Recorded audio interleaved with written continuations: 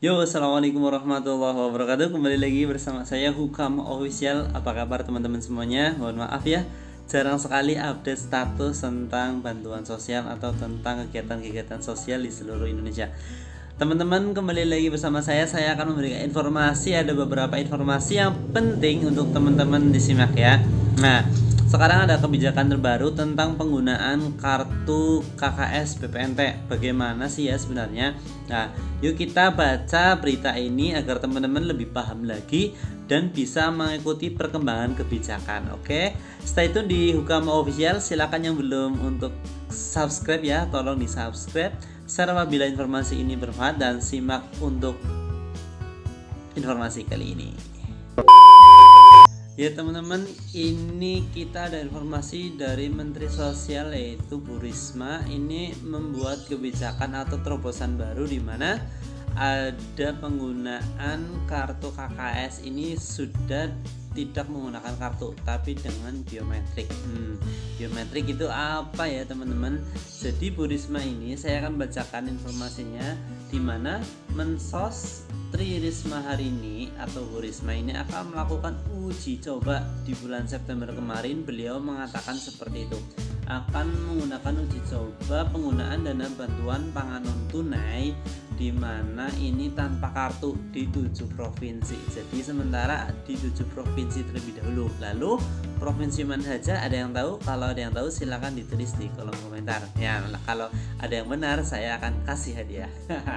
Lalu uji coba ini akan dilakukan mulai bulan depan, jadi bulan Oktober ya teman-teman. Nah, lebih maksimalnya mungkin di tahun 2022, di mana di bulan Oktober itu akan kita uji coba, jadi nggak pakai kartu lagi pengambilannya, jadi tidak pakai kartu, digesek dan sebagainya mungkin ya teman-teman. Ini sebentar ya teman-teman.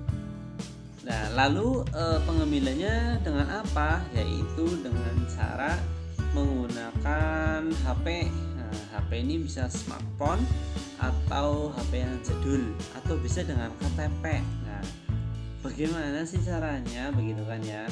Nah, lalu uji coba ini nantinya bakal diterapkan di 7 provinsi yang ada di Indonesia. Para keluarga penerima manfaat atau KPM ini akan bisa memanfaatkan dana yang terdapat dalam BPNT. Jadi biasanya kan 200.000 sebulan ini akan dimanfaatkan tanpa menggunakan kartu. Loh, kok bisa? Berarti saya yang nggak punya kartu bisa ambil? Tidak juga seperti itu teman-teman.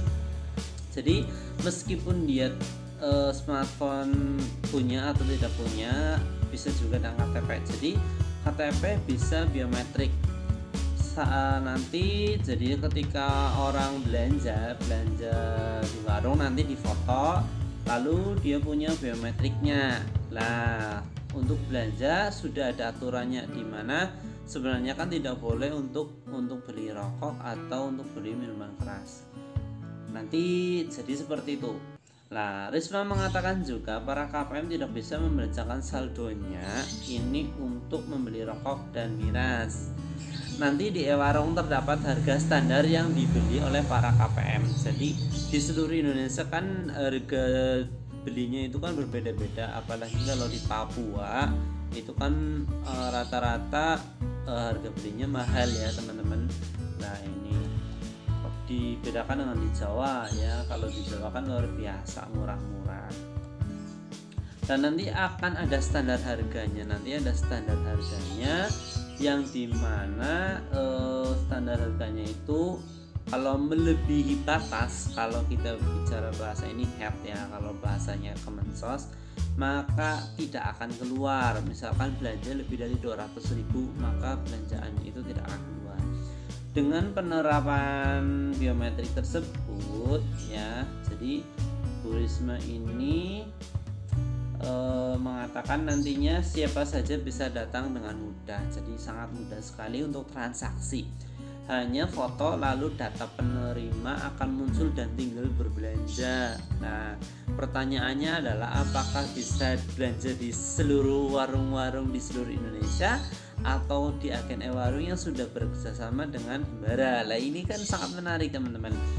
Lalu misalkan jadi dia bisa datang lo, misalkan nggak bawa KTP nih, nggak bawa KTP atau HP, bisa difoto oleh pemilik warungnya, keluar namanya ya kan. Kalau keluar namanya pasti dapat, kalau nggak keluar berarti nggak dapat. Lalu dia tinggal belanja sehingga kita punya laporan dia belanja apa saja dan harganya berapa. Jadi nanti ada rincian, misalkan ya ibu A belanja misalkan beras, susu dan sebagainya itu ya, di total ada berapa, misalkan lebih atau kurang dan sebagainya. Maka Kemensos ini punya datanya bahwasanya orang tersebut memang belanja sesuai kebutuhan tersebut. Sebenarnya ini sangat bagus sekali teman-teman. Lalu ketika sudah selesai nanti kita akan coba, jadi nanti akan, kalau saya punya usaha warung atau mau ikut program ini ya, tinggal download QRIS ya, QRIS ya, yang barcode itu. Lalu kami siapkan softwarenya oleh BI dari Bank Indonesia, tinggal download, kemudian dia bisa melayani siapa yang datang ke sini ya. Jadi biasanya kan ada nih di warung-warung atau di toko-toko di samping ada barcode, misalkan belanja nggak usah pakai uang tunai tapi langsung saja barcode dengan HP. Nah ini katanya dengan KTP dan sebagainya, kita belum tahu sistemnya bagaimana.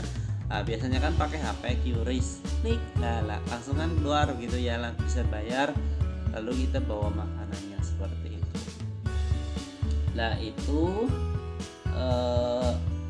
kemungkinan terbesar kebijakan ini nggak mungkin langsung diterbitkan di bulan-bulan ini secara maksimal, karena butuh sekali namanya informasi ke KPM agar KPM ini tahu, oh ternyata seperti ini perubahan kebijakan bantuan pangan non tunai.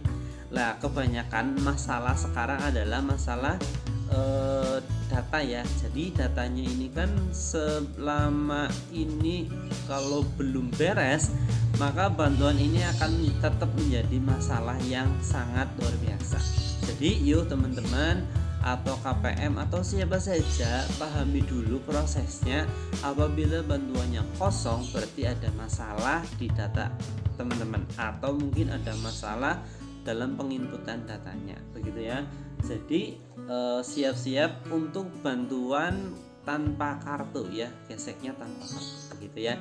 Itu informasinya, semoga bermanfaat. Saya akhiri, wabillahi taufiq wal hidayah. Wassalamualaikum warahmatullahi wabarakatuh.